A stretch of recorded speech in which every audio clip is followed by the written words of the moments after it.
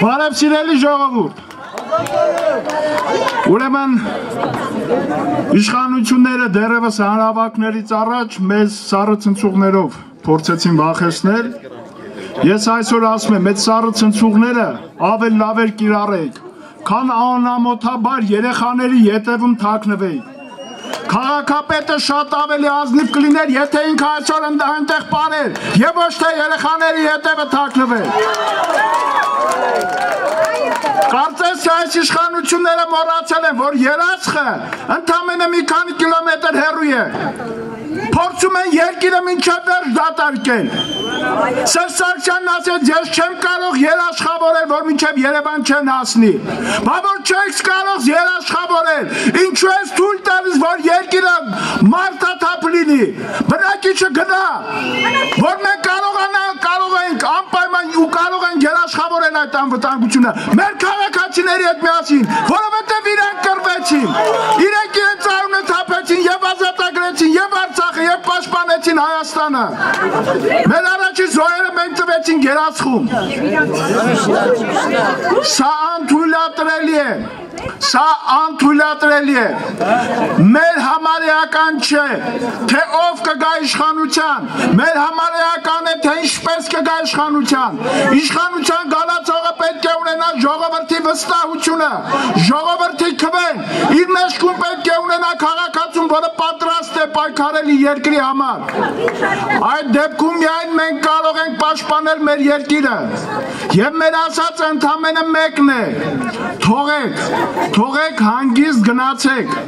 թողեք երկիրը կարողանանք փոփոխել, կարողանանք ասեցնել արտագաղթը, կարողանանք այս մարդկանց իրավունքները պաշտպանել, մեր քաղաքացին կապվի երկրի հետ, որովհետև իմ գործընկեր Տիգրան Ուրիխանյանը այն ամենը ինչ ասեց, որ դուք պահանջում եք աշխատանք, արժանապատվություն, ազատություն, հնարավոր է միայն մի դեպքում, եթե մենք իրականացնենք երկրում ամբողջական իշխանափոխություն, այդպես է։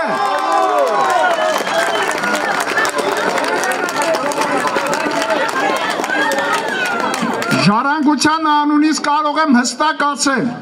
մեզ համար չկա այլ գործընթաց, քան ամբողջական իշխանափոխությունն է, քանի որ այս իշխանությունների բարեփոխումները սկսվում են Սուրեն Խաչատրյանին մարզպետ նշանակելով, վերջանում է Շանթ Հարությունյանին եւ իր տղային 5-ից 8 տարի դատապարտման պահանջով, սա է իրենց բարեփոխումների ծրագիրը, ոչ ավելի։ Ուստի եւ մենք ուրիշ ճանապարհ չունենք։ Շրջանառության հարկի հետ կապված, եթե դրական փոփոխություն ենք ուզում, եթե ուզում ենք, որ Հայաստանում քաղ բանտարկյալ չլինի, եթե ուզում ենք, որ Հայաստանում փայ մտնել չլինի, որ գործարարը կարողանա հանգիստ գործ անել, եթե մենք ուզում ենք, որ տուգանքների հաշվին մարդիկ չհարստանան, բացառապես մի կլան, մի նեղ շրջանակ, եթե մենք այս ամենը ուզում ենք լինել, եթե ուզում ենք, որ Հայաստանում գնդապետը պաշտպանված լինի եւ իր վրա կրակելուց հետո ինքը մեղադրյալ չդառնա, մենք չունենք այլ ճանապարհ, քան իշխանափոխությունը, այդպես է։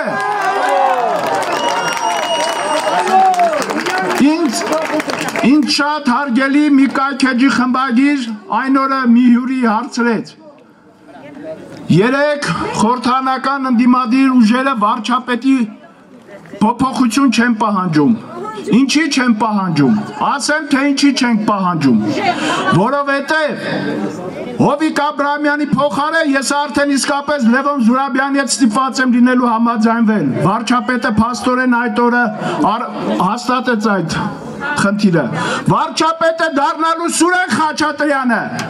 մենք չենք ուզում, որ Սուրեն Խաչատրյանները երկիրը ղեկավարեն, այդ թե ինչի չենք ուզում վարչապետի հրաժարական, այլ դրա փոխարեն պահանջում ենք ամբողջական իշխանափոխություն։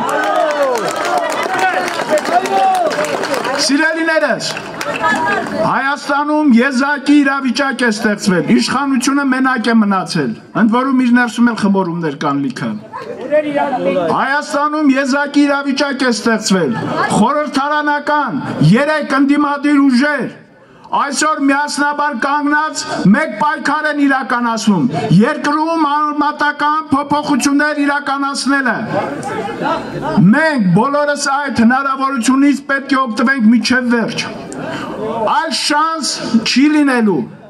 ես ձեզ հորդորում եմ խնդրում եմ ձեր հարազատներին, բարեկամներին, ովքեր դժգոհ են, ովքեր գոհ են պետք չի, ովքեր դժգոհ են այս իրավիճակից, ովքեր ուզում են երկրում փոփոխություններ, իրենց հետ միասին մեկ օր շուտ կլինի, երկու օր շուտ կլինի, երեք օր շուտ կլինի, կարող է վերջում ճանապարհները փորձեն փակել,